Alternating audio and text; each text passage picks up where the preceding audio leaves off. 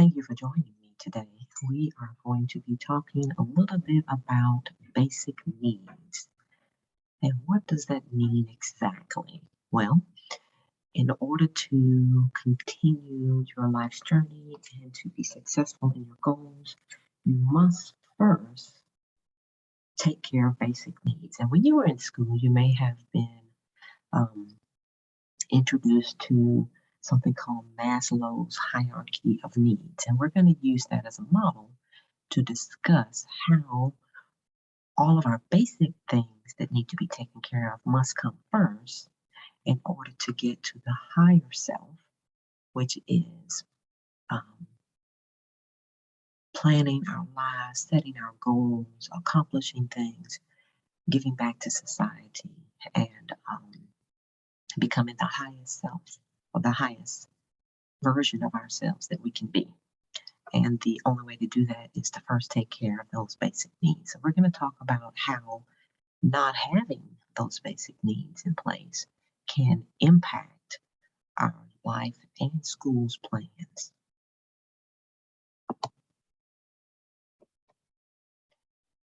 So here's an example or diagram of the Maslow's hierarchy of needs.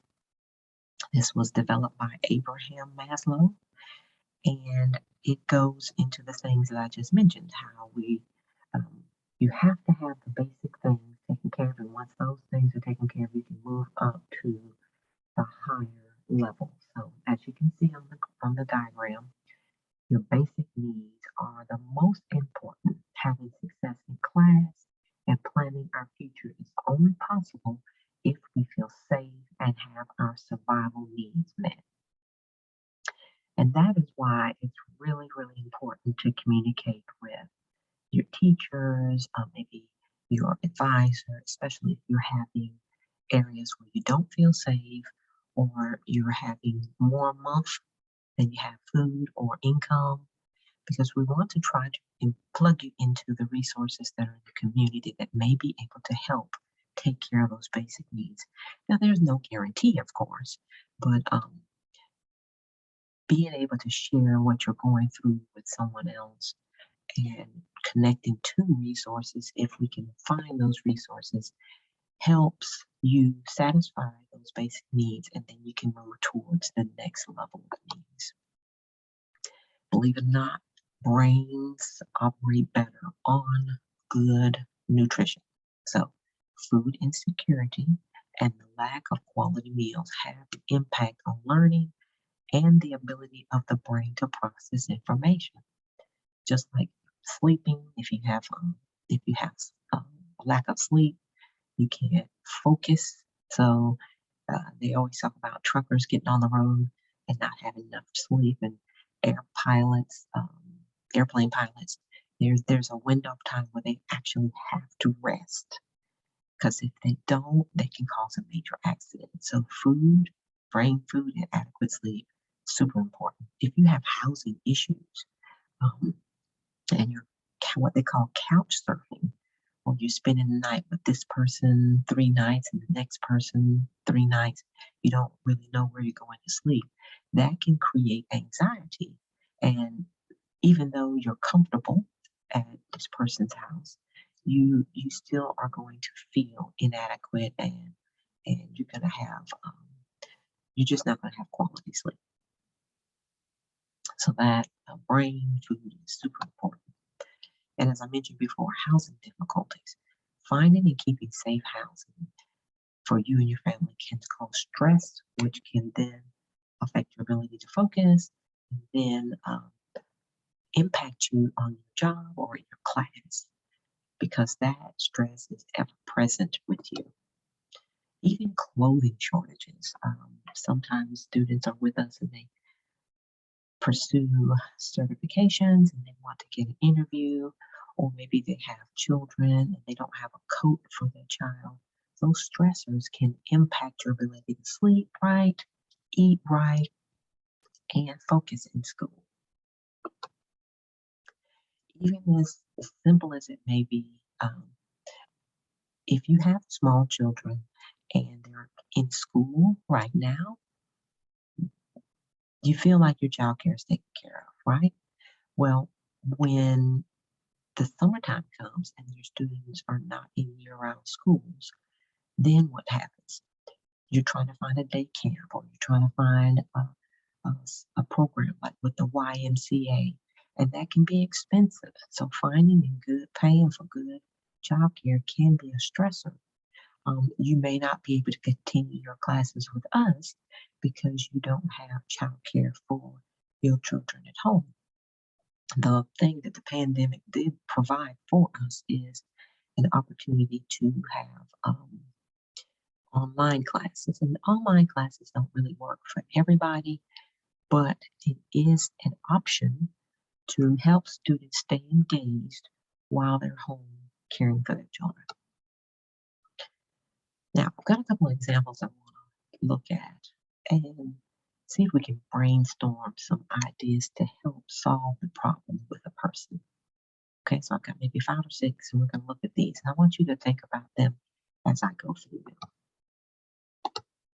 Okay, first one is I just had a baby and I don't have or can't afford daycare. What kind of suggestions can we come up with to help this young mother? Well, usually when you find out you're pregnant, you have maybe 5 months, sometimes 6 months to plan.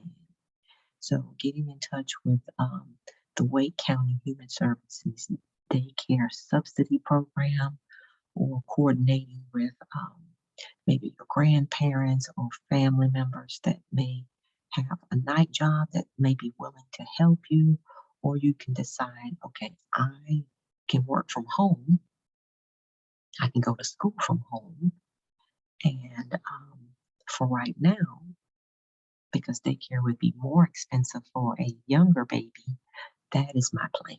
So making the plan to think ahead and cover those different bases could be a way this mother can reduce stress. My hours got cut on his job and the money is tight. So this is a situation where a young man said his hours got cut. So an option for this person would be, maybe could they pick up another job or maybe get more hours at their current job? Could they do DoorDash if they have a car? Would they be able to work on the weekends doing some other type of work, or working with a family member in a cleaning company or something like that? Is there any other way to apply for maybe food stamps or um, rental assistance? Could the individual apply for the Wait Tech Health grant that your advisor and teacher has been talking about? You may have some options to get some assistance. I need a winter coat, but I don't have money for one. Lots of nonprofit agencies in the community have options for giving away coats. I remember many years ago, there was a program called Coats for Kids, and this is where the Salvation Army partnered with Jiffy Lube, and people would donate coats, and then there was a set time where families could come and get a coat for the children and the parents. And that's just one example of an option available. The next two, my food stamps may not be available next month. Um, we have the food pantry here at the Nest that students can shop 2 times a month.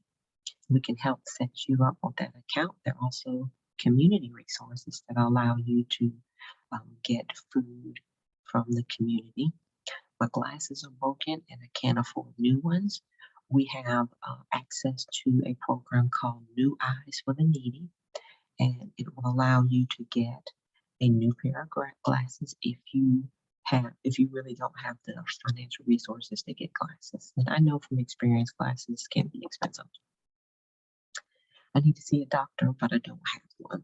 Instead of walking around sick, there are a lot of clinics in the area that operate on a sliding scale. Some clinics also offer free health care, preventative care for women, children, and men alike. So we have resources in the community. Wake County just happens to be a very, very large county. It is the capital of the state. And we have the ability to have access to a lot of programs that maybe the rural areas don't have. So, it's really important to tell somebody about what you're going through. You're not alone. You're not the only one that's experienced this. But this allows you to learn about resources that are in the community to help. It helps you think through the problem for solutions. It keeps you from feeling overwhelmed, and it can be therapeutic to know that there is hope. Okay, so always consider talking to somebody about your need. We're going to skip this slide because this was really designed for the in-person session. Okay, the next one is what they call psychological needs, and these are going to be your esteem needs and your belongingness or love needs. We all want to feel a sense of belonging. These needs are important because we all want to have love, be loved, or feel a sense of belonging.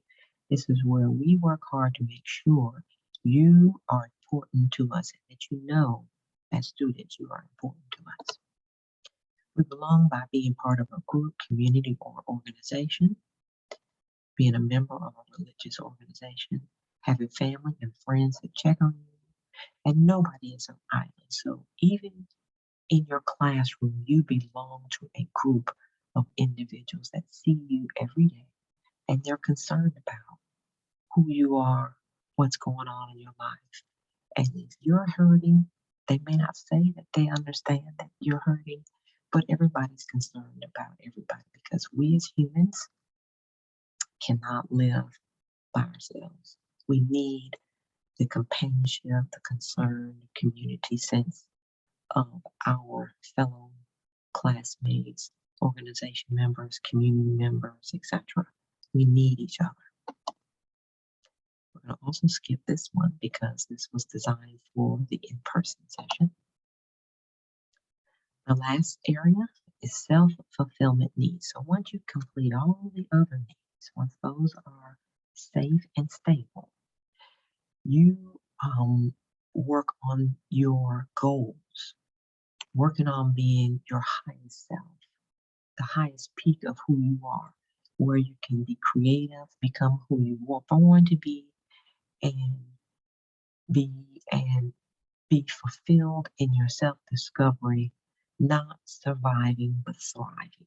So a lot of you are working on either completing your high school credential, you're working on improving your English skills, and you're recreating who you are because you're new to this country, or you may be like me, who had an injury on the job and could not return to that same job. And now you're kind of rebuilding your career. You're trying to figure out what it is you want to do. Or you're working on your high school credential and you've always wanted to be a nurse or um, a plumber or an IT professional. And now you're working on that skill. This is where all of that happens. Now, imagine if half of your safety needs and psychological needs were chopped off. This nice, well structured pyramid would teeter over, right? And we see that happen a lot with our students. Everything's okay, then all of a sudden something happens and it kind of breaks down their stable pyramid. Just know, as I mentioned before, there's supports in the community. You might stumble and fall, but you're able to get back up. And we want you to continue to know that even though you might face roadblocks and obstacles, once you're able to work around those obstacles, we want you to get back on course and become the person you want to be. Now, how do you get to your best self? You continue working and setting your goals, explore your creative side, find a space that makes you feel really, really good, and make sure your other needs are taken care of. And again, it does not hurt to tell somebody what your ultimate goals are. Why? Because sometimes that person helps you become accountable to yourself. And when you speak things into existence, then you start moving the energy to help you walk through those doors that you see in front of you. Okay? So, examples of what you're born to be. And sometimes you don't know because you grow up, maybe you left school and you went to college and you became a doctor in your home country. And now you're in the United States and you don't plan to go back to school anymore. But what is it about being a doctor that you loved? Was it working with the people? Was it helping healing people? Was it giving people hope? Well, those types of things you can take and put into different jobs. Or let's say you were in high school and your mother got sick and you had to quit high school to take care of the family. But now you're working on yourself. You're like, what is it that I really like to do? What is it that I really think I was born to be? One of the ways you can do that and find out is ask people, what do they think you're good at? Because sometimes it's hard to see your talents and your skills because they're natural to you. Ask yourself this: what do you want to accomplish after you finish here with the college and career readiness program? If you haven't thought of that, well, I want you to think of that because there's always something next. There's always something next that you can accomplish or you can take care of because learning is lifelong. So I want you to get in the mindset of after I finish what I'm doing with this this program, I want to engage into another program. I want to continue learning, exploring, and expanding my brain. Remember, if you find that your basic needs are not being met and you are struggling, please speak with your teacher, your advisor, or your counselor, who is me, so your resources can be sent to help you. Do not struggle alone. And again, I will say all the resources are not necessarily going to answer your questions and solve your problem. I don't mean to imply that they are, but just knowing that there may be some help out there is huge. And it also gives you a sense of hope, and you don't know what you don't know. So by sharing with somebody, you may find out that they know something that you need to know to help improve your situation. Okay? I want to thank you for taking the time to watch this video. My name is Wendy Davis. This is my contact information here. Please feel free to send me an email or call me. I do have an available calendar of slots where we can talk on the phone, visit via Zoom, or if you want in person, and we can discuss how we can make sure your basic needs are going to be met. The next set of videos will focus on careers, and that will come to you about mid-May. Again, thank you for your time.